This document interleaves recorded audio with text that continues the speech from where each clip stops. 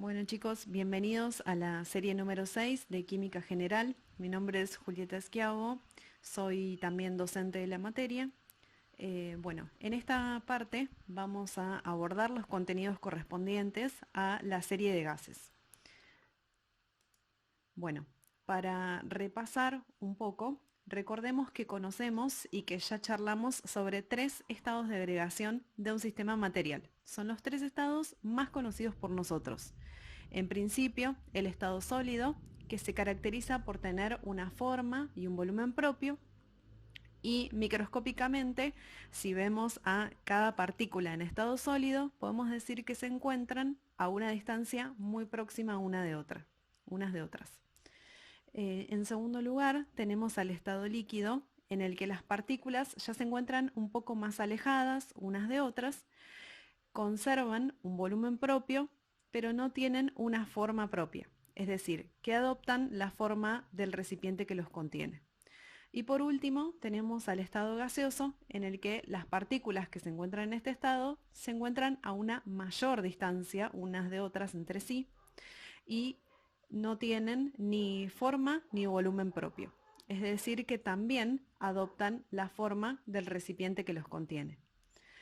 A temperatura ambiente, distintas sustancias se encuentran en algunas de estas formas. Por ejemplo, sabemos que a temperatura ambiente, 20-25 grados centígrados, el agua se encuentra en estado líquido. Sin embargo, a la misma temperatura, otras sustancias, como los componentes del aire, se encuentran en estado gaseoso. Asimismo, para una misma sustancia, podemos decir que podemos encontrarla en distintos estados de agregación dependiendo de las condiciones de temperatura y presión a las que se encuentra. Por ejemplo, el agua, sabemos que debajo de los 0 grados centígrados el agua se encuentra en estado sólido. Sin embargo, por encima de esta temperatura, el agua se encuentra en estado líquido, donde sus partículas ya están con un poco de distancia mayor unas de otras, y por encima de los 100 grados centígrados el agua se convierte o pasa a formar parte del estado gaseoso como vapor de agua. En esta ocasión y en esta serie vamos a hacer hincapié sobre los sistemas en estado gaseoso. Los sistemas en estado gaseoso, como bien dijimos, no tienen forma definida ni volumen propio. Sus moléculas, si vemos más a nivel submicroscópico, sus moléculas o estas partículas, mejor dicho, en estado gaseoso, se mueven libremente y al azar, lo que provoca que estas partículas choquen entre sí y contra las paredes del recipiente que lo contiene. Ocupan todo el volumen del recipiente que los contiene o del volumen que tengan disponible. Se desplazan libremente de un lugar a otro, por lo tanto, fluyen. Así como los líquidos, los gases también son fluidos. También podemos evaluar algunas de las sustancias que son muy conocidas para nosotros y que se encuentran también en estado gaseoso.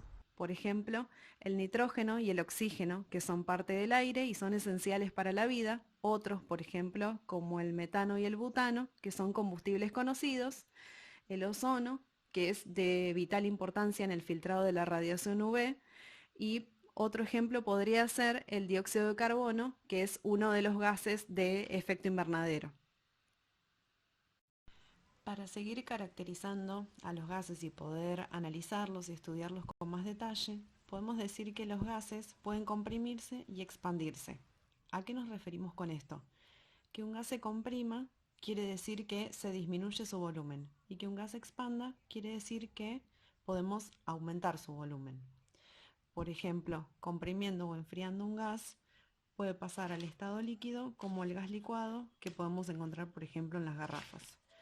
Otra de las características que tienen los sistemas materiales en estado gaseoso es que tienen bajas densidades. Recordemos que la densidad se podía calcular como la masa de una sustancia dividido el volumen que ocupa.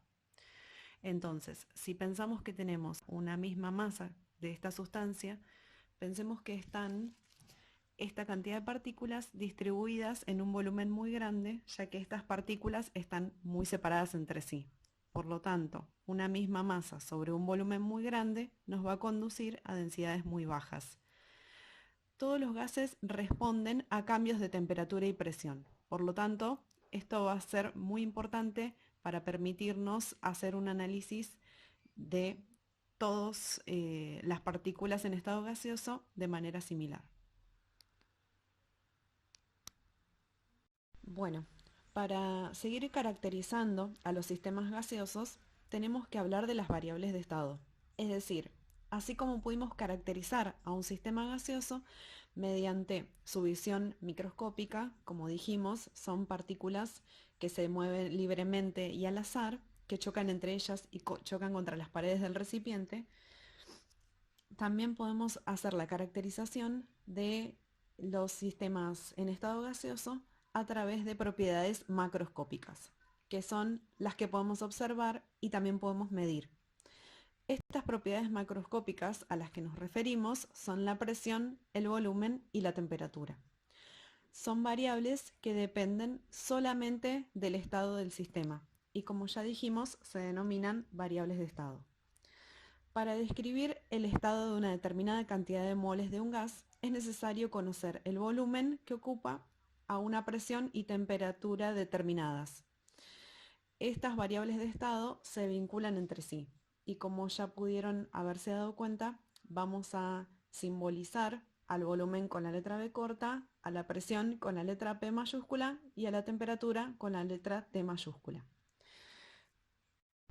Bueno, las primeras de estas variables de estado que vamos a analizar es el concepto de presión. En términos generales, presión se conecta con la idea de una fuerza que actúa sobre un área dada. Esto quizás lo recuerdan del secundario, que a lo mejor lo vieron, que la presión se calcula como una fuerza por unidad de área.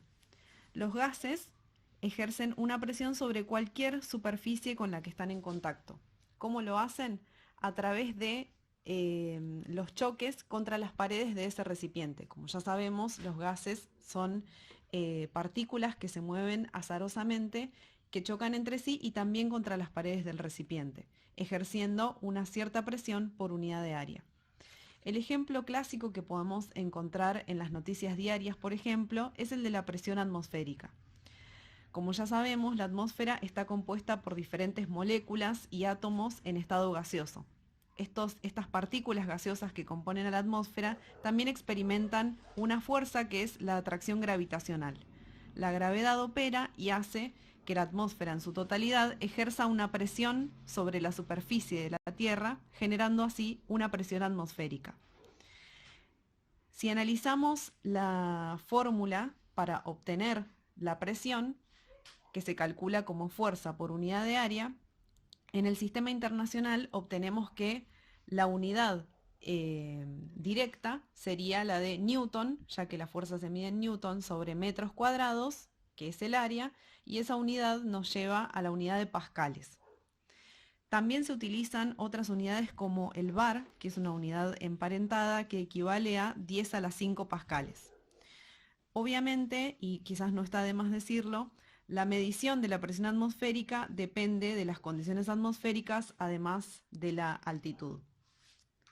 Uno de los experimentos que lleva a la medición de la presión atmosférica y que da lugar al descubrimiento de uno de los instrumentos que se utilizan para medir la presión atmosférica es el barómetro.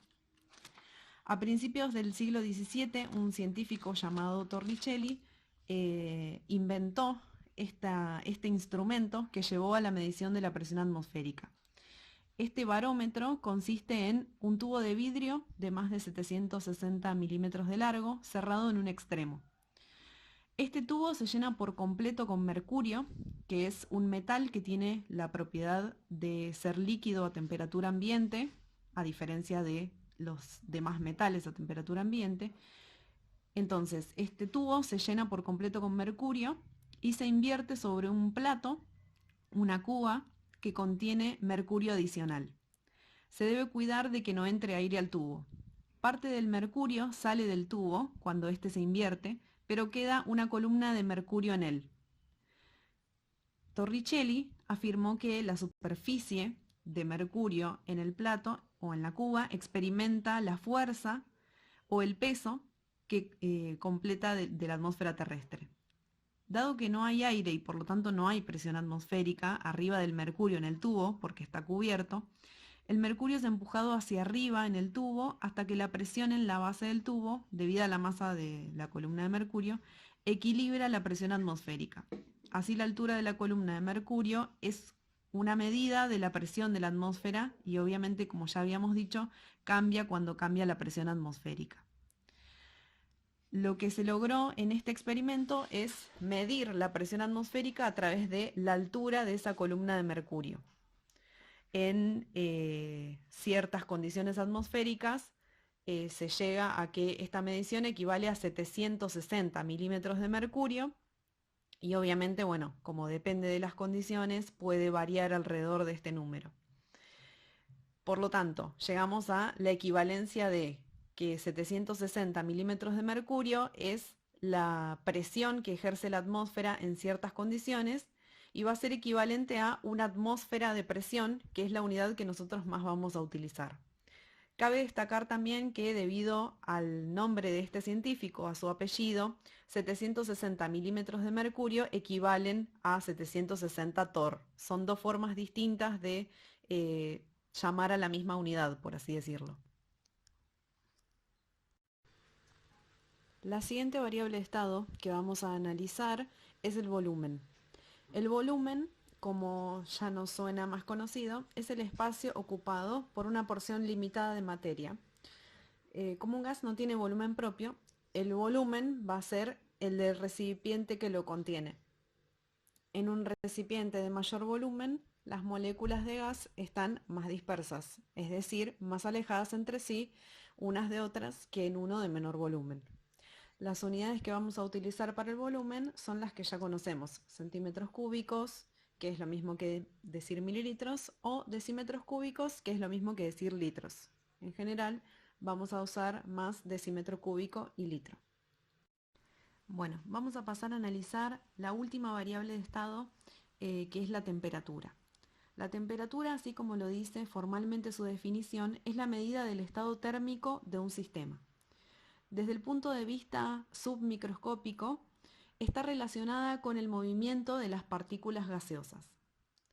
Es decir, como ya nos debe sonar, el movimiento de las partículas de un sistema está relacionado con un tipo de energía que es la energía cinética. Como podemos recordar en su fórmula, en la energía cinética podemos ver que esta depende tanto de la masa como de la velocidad de las partículas. Cuando se incrementa la temperatura de un cuerpo o del sistema en estudio, lo que sucede es que las partículas comienzan a tener un mayor movimiento. Al tener un mayor movimiento tienen una mayor velocidad y por lo tanto aumenta su energía cinética. Por lo tanto, vamos a conectar directamente a la temperatura con el movimiento y la energía cinética de estas partículas gaseosas. También podemos asociar a la temperatura con la dirección del flujo de calor. Como ya sabemos, el calor siempre fluye de una sustancia que está a mayor temperatura a una sustancia que está a temperatura más baja. Para esto, inevitablemente tenemos que recurrir a diferentes unidades. Siempre para poder medir una magnitud vamos a tener que hablar de las unidades que se utilizan. En este caso, en las escalas de temperatura que se utilizan más comúnmente en los estudios científicos son las escalas de Celsius y Kelvin. En la escala de Celsius, que quizás es la que nos parece más cotidiana y se utiliza en la mayor parte de los países, se basa originalmente en la asignación de dos puntos. Uno es el punto de congelación del agua a 0 grados centígrados y el otro es el punto de ebullición normal del agua a 100 grados centígrados. Por lo tanto, lo que se realiza es una división en 100 partes iguales de este intervalo de temperaturas y de esa manera obtenemos la definición de grados centígrados. La escala que nosotros más vamos a utilizar para hablar de gases es la escala Kelvin o escala absoluta. Es la reconocida por el sistema internacional, es la unidad de sistema internacional de unidades. La escala Kelvin se basa en las propiedades de los gases. Vamos a estudiar el origen de esta escala, unas diapositivas más adelante, y vamos a ver a qué se debe la existencia de esta escala y la necesidad de utilizarla en el estudio de los gases.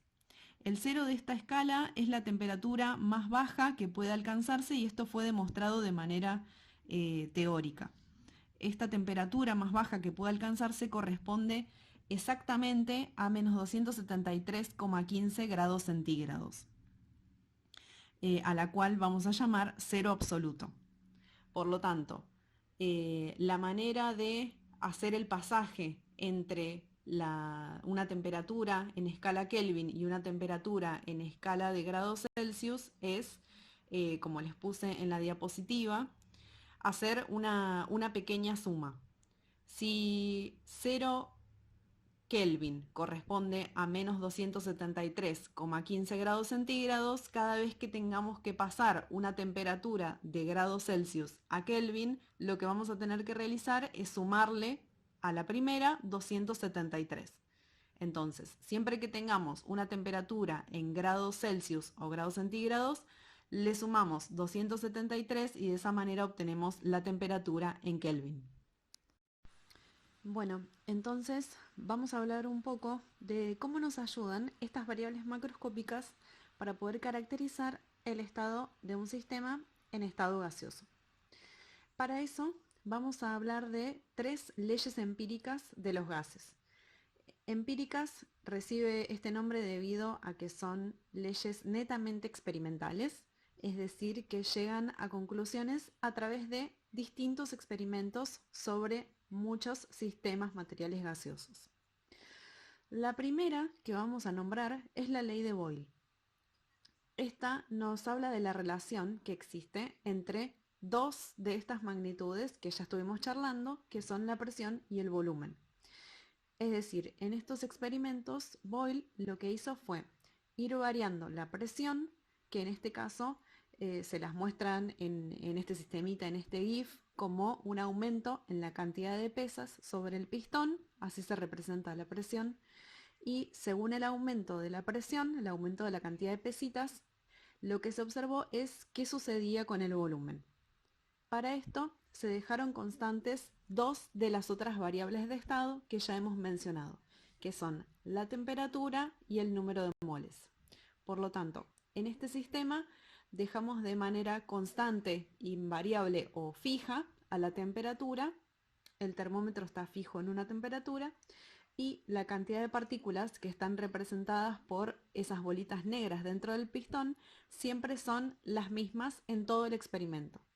Esto quiere decir que no hay gas que salga ni que entre del sistema. Siempre hablamos de la misma cantidad de partículas gaseosas.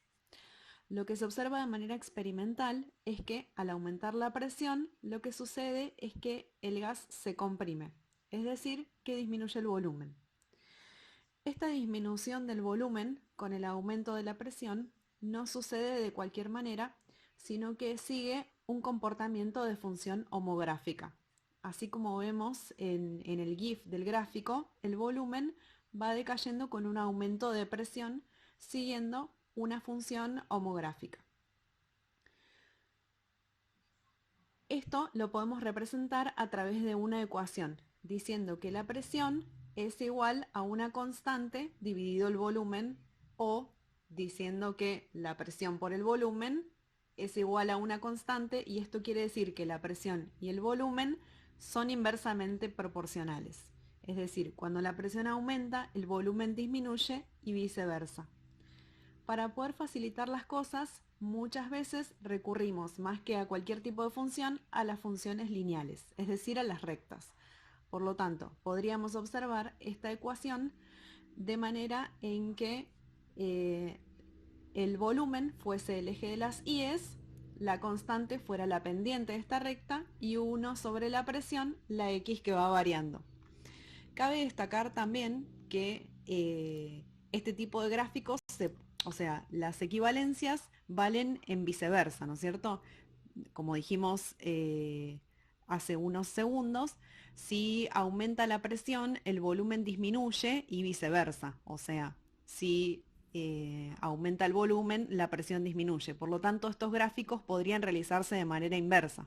En vez de colocar al volumen en el eje de las Y's y 1 sobre presión en el eje de las X, podríamos hacerlo a la inversa, colocando a la presión en el eje de las Y's y al volumen o a 1 sobre el volumen en el eje de las X, obteniendo gráficas de comportamiento obviamente similar, ya que cualquiera de estas dos versiones de gráficos representarían a la proporcionalidad inversa entre el volumen y la presión.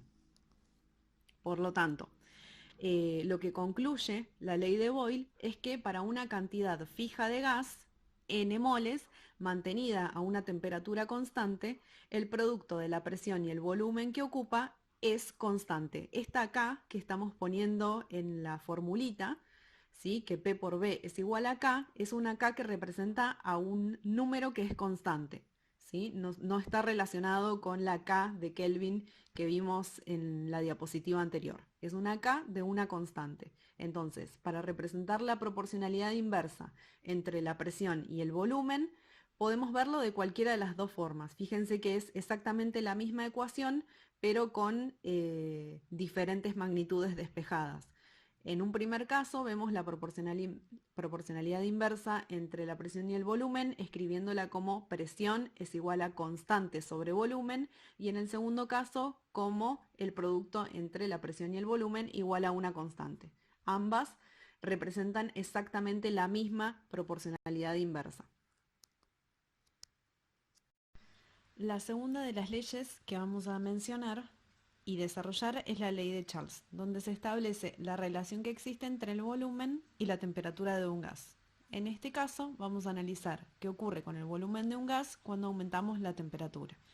Entonces, en este sistema vamos a ver un aumento en la temperatura marcada por el termómetro y vamos a ver qué sucede con el volumen manteniendo fijas dos de las otras variables.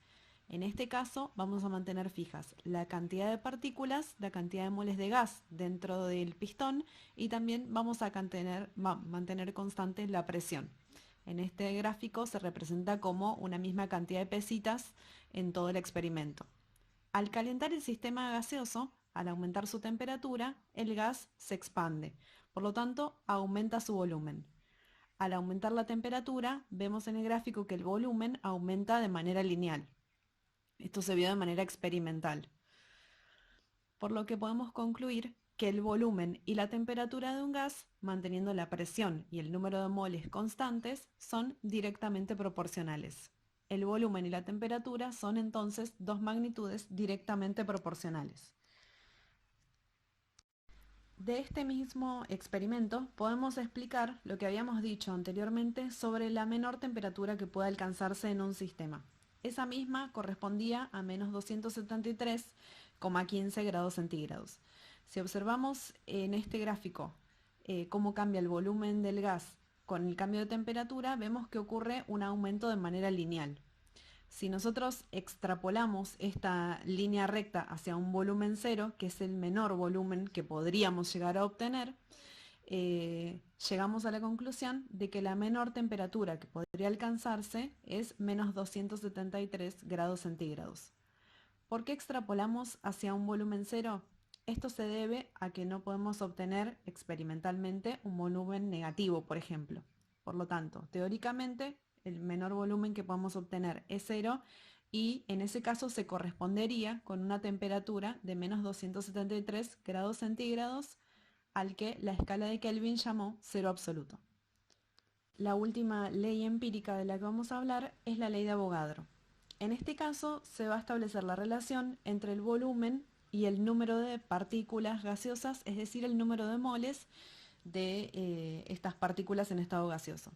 Por ende, vamos a dejar constantes las otras dos magnitudes o variables de estado que son la temperatura y la presión.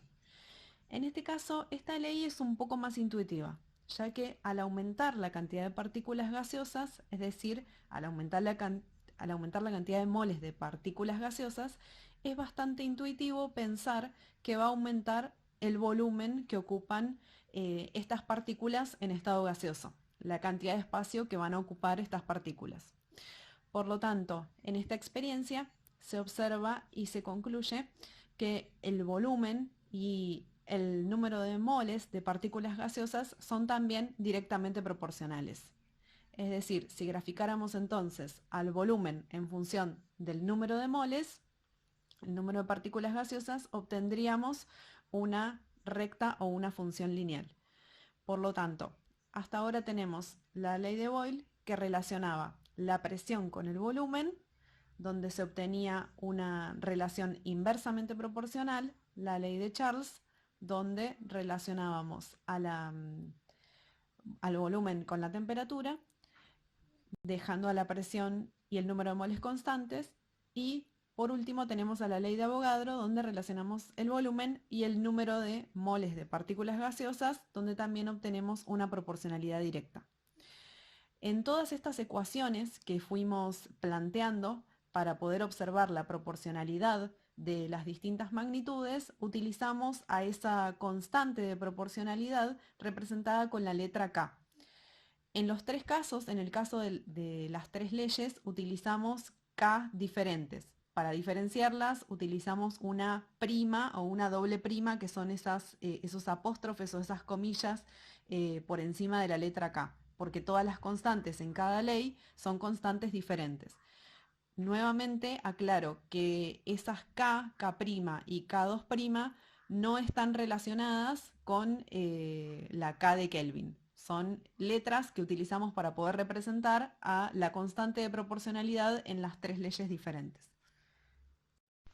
Teniendo en cuenta entonces las tres leyes empíricas que estuvimos analizando hasta el momento, ya sabemos que estas variables de estado son dependientes entre sí y por lo tanto es posible vincularlas mediante una única ecuación. Realizando una especie de mix entre las leyes de Boyle, la ley de Charles y la ley de Avogadro, podemos obtener una expresión general. No es necesario que sepamos cómo combinar estas tres leyes, sino que tenemos que tener en cuenta que la combinación de estas tres leyes nos conducen a la expresión de la expresión general o a la ecuación de estado de un gas considerado ideal. Esta ecuación se escribe como P por B igual a una constante por N por T. Esta constante la representamos como K y tres primas, ¿sí? Recordando que siempre estamos considerando a estas constantes con una letra K. La combinación de estas tres constantes entonces la llamamos K con tres primas. Entonces, esta ecuación, llamada ecuación general de un gas ideal, está descrita por el producto entre presión y volumen, que es igual a el producto entre esta constante resultante de la mezcla de estas tres leyes por el número de moles por la temperatura. Esta constante tiene un número fijo con unas determinadas unidades y recibe el nombre de R. Por lo tanto, vamos a dejar de llamarla K con tres apóstrofes o tres primas para llamarla R, que es la constante universal de los gases. Así como representamos en la parte inferior de la diapositiva a la ecuación con todas sus magnitudes, sus símbolos y las unidades que vamos a utilizar, estas unidades que estamos utilizando están definidas por las unidades de R, esta constante universal de los gases. Si las unidades de R corresponden a atmósferas por litro sobre Kelvin por mol, que es la que más vamos a utilizar nosotros en química general, el valor de esta constante es 0,0821, que es un número que no tienen que recordar debido a que está presente en la tabla de datos. Si utilizamos estas unidades para R, entonces tenemos que definir a las unidades para las otras magnitudes. La presión, como ya habíamos discutido, la vamos a medir en atmósferas, ya que es una de las unidades que está dentro de R, al volumen en litros, a N, obviamente va a ser la cantidad de gas medida en moles, y a la temperatura en Kelvin. Por lo tanto, si tenemos como dato, por ejemplo, en el problema a la temperatura en grados Celsius, vamos a tener que hacer el pasaje a la escala Kelvin. Si tenemos el volumen en otra unidad distinta que no sea litro o decímetro cúbico, vamos a tener que realizar el pasaje, y lo mismo con la presión. ¿sí? Vamos a tener que utilizar las equivalencias dadas en la tabla de datos para poder cambiar la unidad a la unidad de atmósferas.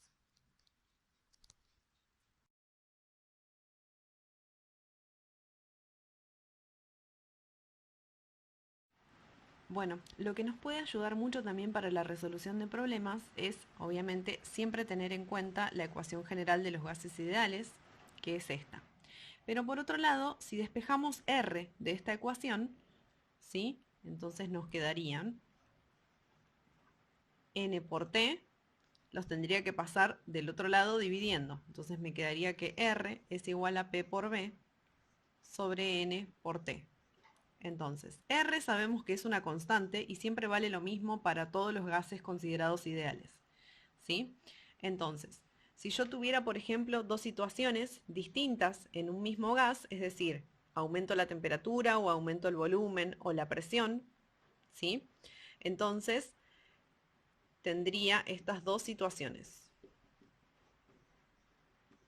Al mismo sistema gaseoso en la situación número 1, por ejemplo, que sería R igual a presión 1 por volumen 1 sobre número de moles 1 por temperatura 1, y la situación 2, en la que esto se podría describir como presión 2 por volumen 2 sobre N2 por temperatura 2. Ahora, R siempre se mantiene constante, invariable. Por lo tanto, si estos dos términos por separado son iguales a R, ¿eso qué quiere decir? Que estos dos términos entre sí también son iguales. ¿Sí? Por lo tanto, P1 por B1 sobre N1 por T1 tiene que ser igual a P2 por B2 sobre N2 por T2. ¿Sí? Y después, según cada problema, quizás alguna de las otras magnitudes también se mantiene constante. Por ejemplo, si se mantuviese constante el número de moles, entonces N1 y N2 también serían iguales y se terminarían cancelando. ¿Sí? Pero eso depende del problema que tengamos.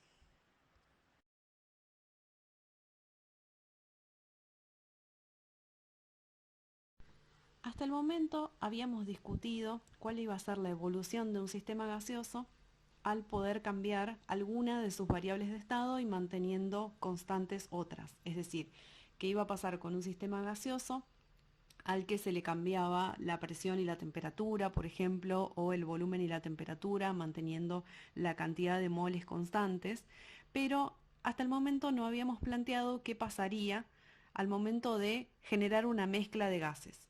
Es decir, si nosotros tenemos, por ejemplo, a dos gases de distinta identidad en un mismo recipiente, ¿qué es lo que pasaría con estos dos y cómo sería el análisis de cada uno de ellos? Titulamos esta diapositiva mezclas de gases ideales, debido a que el modelo que vamos a plantear a continuación es válido solamente para este tipo de gases. Recordemos que vamos a llamar gases ideales a aquellos cuyo comportamiento se adecúen a la ecuación de estado o a la ecuación general de los gases ideales que planteamos en las diapositivas anteriores. Aquella que se representaba como presión por volumen igual a número de moles por la constante R por la temperatura. Entonces, todos aquellos gases que sigan este comportamiento ideal van a entrar dentro del modelo que vamos a contar a continuación.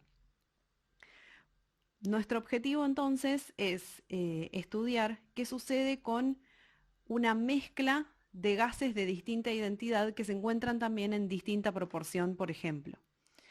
Entonces, debido a que los gases, las partículas gaseosas se mueven de manera libremente y al azar, podemos considerar que si se encuentran en un mismo recipiente, es decir, si se encuentran en un mismo volumen mezclados, cada uno de estos gases va a ejercer una presión independientemente de la presencia del otro gas en la mezcla. Estas presiones o estos, como ya habíamos discutido, estos choques contra las paredes del recipiente de las partículas gaseosas de una identidad van a ser independientes de la presencia de los otros gases de la mezcla. Estas presiones que se generan independientemente de los otros gases en la mezcla, se llaman o se denominan presiones parciales. Como estos gases van a ser aquellos que consideramos ideales, vamos a poder utilizar la misma ecuación general de un gas ideal para poder calcular la presión parcial de cada gas en la mezcla. Si recordamos la fórmula de la ecuación general de un gas ideal, P por B igual a N por R por T, y despejamos la presión, la fórmula quedará como presión igual a número de moles por R por T dividido el volumen.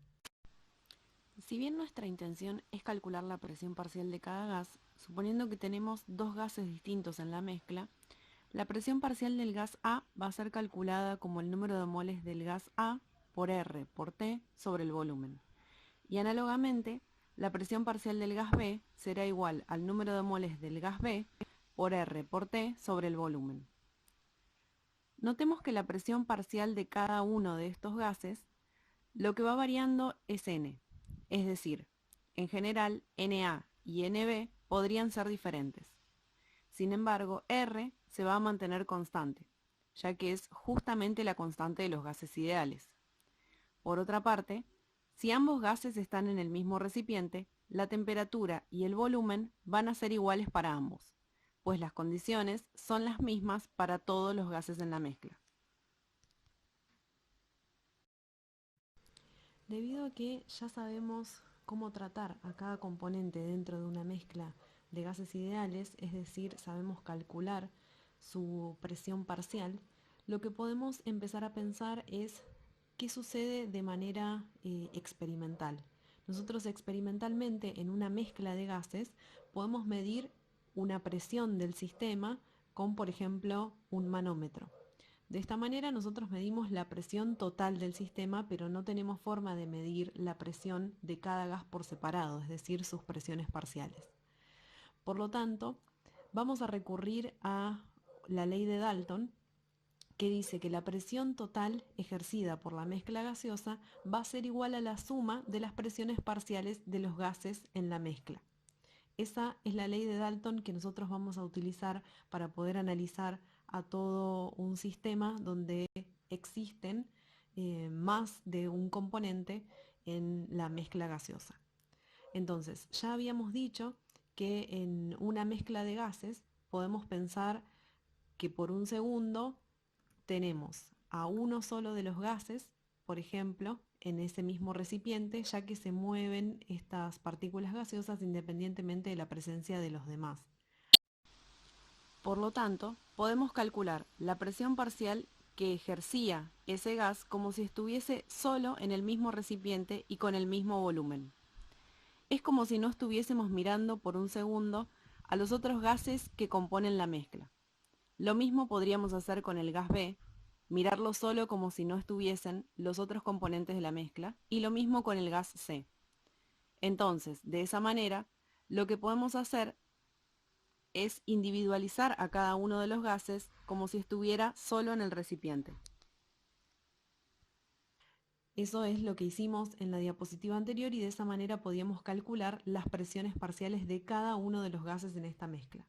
Como dije al principio, si nosotros tenemos una mezcla de gases, lo que podemos hacer es medir la presión total con un manómetro. Entonces, si nosotros midiésemos esa presión total con un manómetro, ¿cómo haríamos para calcular las presiones parciales? ¿Sí? Y viceversa. Si tenemos, por ejemplo, dos de las presiones parciales y una presión total, ¿cómo haríamos para calcular la que falta? Etcétera. Para eso vamos a recurrir a la ley de Dalton, la cual nos dice que la presión total del sistema va a ser igual a la sumatoria de la presión parcial del gas A en la mezcla más la presión parcial del gas B en la mezcla más la presión parcial del gas C en la mezcla. Entonces, recurriendo nuevamente a la fórmula de gases ideales que ya habíamos despejado en la diapositiva anterior, donde habíamos despejado la presión parcial para cada uno, podemos reemplazar la presión parcial de cada uno de estos gases como número de moles del gas A por R por T sobre B, número de moles del gas B por R por T sobre B, y número de moles del gas C por R por T sobre B, y así sucesivamente para todos los componentes que tengamos en la mezcla. Por lo tanto, este factor, R por T sobre B, es igual en todos los términos. Lo podemos sacar como factor común y reescribir la suma de arriba como R por T sobre B por, entre paréntesis, número de moles de A más número de moles de B más número de moles del gas C. Esta suma, Na más Nb más Nc, es igual al número de moles totales de gas en el recipiente.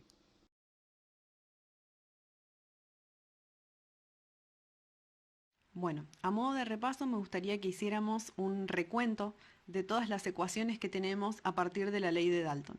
Habíamos dicho que según esta ley, la presión total de una mezcla era igual a la sumatoria de las presiones parciales. Podemos ponerles del gas A más la presión parcial del gas B, más la presión parcial del gas C, más etcétera, eso según cuántos gases tengamos en la mezcla. Ahora, cada una de estas presiones parciales podíamos escribirlas como, por ejemplo, número de moles de A en el primer caso por R por T sobre el volumen de B, más número de moles de B por R por T sobre el volumen de B. Acá estoy escribiendo la presión parcial de A, en este caso, y acá estoy escribiendo la presión parcial de B. ¿Sí? Supongamos que tenemos solamente dos gases en la mezcla. Desde acá lo que podíamos hacer era observar que teníamos dos factores comunes en los dos términos, ya que estamos hablando de una mezcla de gases en el mismo recipiente y en las mismas condiciones. Por lo tanto, la temperatura y el volumen son exactamente iguales en ambos gases y R también, porque es la constante para todos los gases considerados ideales. Por lo tanto, lo que podíamos hacer era calcular o sacar, perdón, como factor común RT sobre B y poner entre paréntesis la sumatoria Na más Nb. Esto era igual a la presión total también. Desde acá lo que podíamos decir era que esto era exactamente igual a ¿qué? Al número de moles totales. Entonces, vamos a ponerlo acá abajo. La presión total es igual a R por T sobre B por el número de moles totales. Entonces hasta acá tenemos varias ecuaciones que podemos utilizar dependiendo de cuáles son los datos que tengamos en el problema.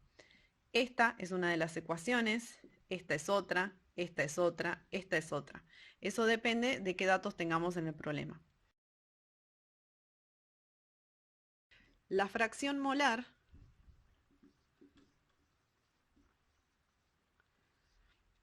era una forma de medir una composición o una concentración.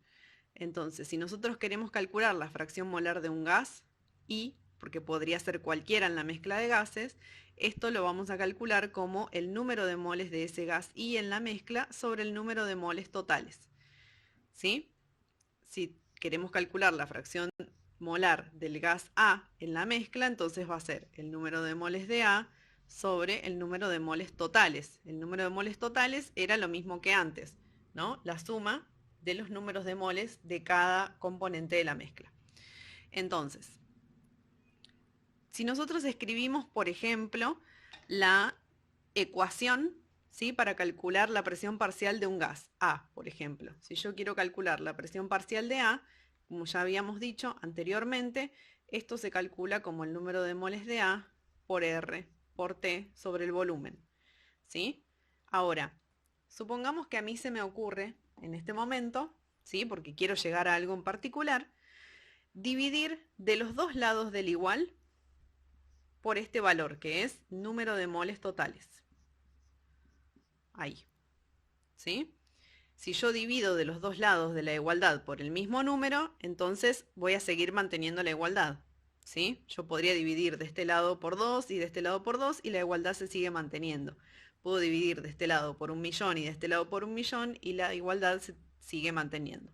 En este caso yo elijo dividir por nt. Entonces, ¿qué es lo que tenemos acá? Si yo paso este nt que está dividiendo, multiplicando para este lado, miremos qué nos queda. Entonces tenemos Na por R por T sobre B. Esto sería igual a la presión parcial de A. Y acá nos queda un NT acá abajo, que es este mismo que estaba acá arriba, y acá paso multiplicando el que estaba de este lado, lo paso multiplicando acá. Entonces, esto que está acá es igual a ¿qué? A lo que habíamos visto recién, la definición de fracción molar. Entonces acá que tenemos fracción molar de A. ¿Y esto qué es? Que nos encontramos acá. RT sobre B por número de moles totales era a lo que habíamos llegado recién, que era el número de moles totales. Perdón, la presión total. ¿Sí? Esto que tenemos acá es igual a la presión total. Entonces esto que tengo escrito acá lo podría reemplazar por presión total. Entonces, fracción molar por presión total es igual a la presión parcial de A. ¿Sí? De esta última formulita yo voy a despejar lo que más me convenga. Si quiero calcular una fracción si quiero calcular la presión parcial de un gas y tengo la presión total, entonces la uso así tal cual como está. Si yo tengo la presión parcial y quiero calcular la presión total, entonces despejo esta, por ejemplo, ¿sí? Y es una ecuación más que me puede servir para calcular la presión total, por ejemplo. Entonces esta es otra ecuación. Por último, vamos a formalizar todo lo que vinimos discutiendo acerca del comportamiento de las partículas gaseosas. Si bien la ecuación del gas ideal describe cómo se comportan los gases frente a distintos cambios o evoluciones en las condiciones de temperatura, presión, volumen, no explica por qué se comportan como lo hacen. Para eso entonces vamos a recurrir al modelo conocido como teoría cinético-molecular de los gases ideales. Esta teoría tiene diferentes enunciados que vamos a ir analizando uno a uno, pero nos vamos a dar cuenta que a lo largo de toda la clase fuimos utilizando a todos estos enunciados para poder explicar el comportamiento y para poder entender de dónde provenían los distintos comportamientos de los distintos gases estudiados. En primer lugar, consideramos que los gases consisten en grandes cantidades de partículas que están en continuo movimiento aleatorio. Eso lo planteamos desde la primera diapositiva, donde dijimos que estas partículas gaseosas se mueven constantemente de manera azarosa. De ahí partimos para poder explicar el comportamiento en cualquier condición de temperatura y presión. Como segundo ítem, tenemos que el tamaño de las partículas gaseosas es insignificante comparado con la distancia promedio que separa a una partícula de otra. Con esto queremos decir que el tamaño de las partículas es despreciable. En el punto número 3 dice que las fuerzas de atracción y repulsión entre las moléculas gaseosas son insignificantes o despreciables. ¿Esto qué quiere decir? Que entre las partículas de gas no hay atracción entre ellas ni repulsión, es decir, no hay interacción alguna. Quizás en este momento no se entienda tanto este tema de la interacción entre partículas, pero en la serie siguiente vamos a estar charlando sobre la interacción entre distintas partículas o entre distintas moléculas. En el punto número 4 dice que se puede transferir energía entre las partículas durante los choques. Es decir, ya sabemos que estas partículas chocan contra las paredes del recipiente, pero también chocan entre sí. Al chocar entre sí se produce una transferencia de energía, pero la energía cinética del sistema, es decir, si analizamos el sistema en total, en general, no cambia con el tiempo. Esto sucede obviamente si la temperatura del gas no cambia y permanece constante. ¿Por qué? Porque en el enunciado número 5 lo que hacemos es conectar, como ya habíamos charlado, a la energía cinética promedio de las partículas gaseosas con la temperatura absoluta. Ya habíamos discutido esto en las primeras diapositivas, que atribuiremos el aumento del movimiento de las partículas gaseosas a un aumento de temperatura y viceversa. La idea es que nosotros, además de poder realizar los cálculos correspondientes a la evolución de un sistema gaseoso, por ejemplo, con cambios de temperatura y presión, o el análisis de las presiones parciales de cada gas en una mezcla de gases, o el cálculo de la presión total mediante la ley de Dalton, podamos establecer una conexión entre los resultados que obtenemos en los problemas y los enunciados de la teoría cinético-molecular de los gases ideales. Por lo tanto, cuando obtengamos una respuesta en cada problema, deberemos analizar esa respuesta y ver si tiene un sentido lógico en cuanto a lo que nos dicen los enunciados de la teoría cinético-molecular.